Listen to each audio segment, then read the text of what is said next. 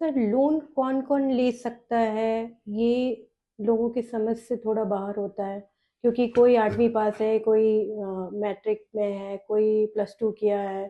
तो ये क्राइटेरिया कैसे डिसाइड होता है सर?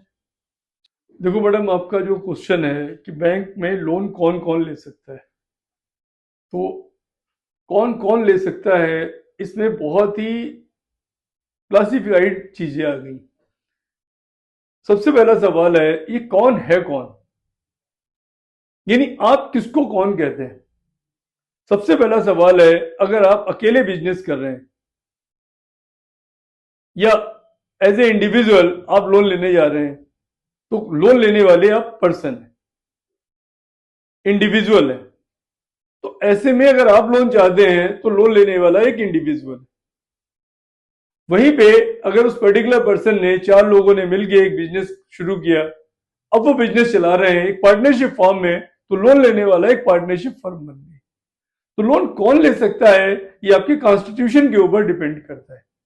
जैसे हमारे देश में जो रिकॉग्नाइज्ड कॉन्स्टिट्यूशन है, वो एक प्रोप्राइटरशिप है, एक पार्टनरशिप कंसर्न है,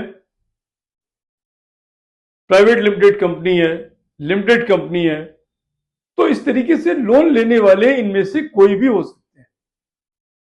कई बार जब हमने इंडिविजुअल की बात की, तो उसमें वुमेन एंटरप्रेन्योर्स हो सकते हैं, जेंट्स हो सकते हैं। कई बार फर्दर क्लासिफिकेशन किया कि गवर्नमेंट को कुछ इंसेंटिव स्कीम है जो सिर्फ SC ST के लिए है, कुछ स्कीम्स ऐसी हैं जो वुमेन एंटरप्रेन्योर्स के लिए है। तो क्वेश्चन ये है कि लोन तो कोई भी ले सकता है। अब एजुकेशन लोन है, एजुकेशन लोन तो सिर्फ एक इंडिविजुअल ही लेगा, क्योंकि पढ़ाई उसे करनी है। तो एक स्पेसिफिक क्लासिफिकेशन हो गया कि इंडिविजुअल जो है वही लोन ले सकता है एजुकेशन का।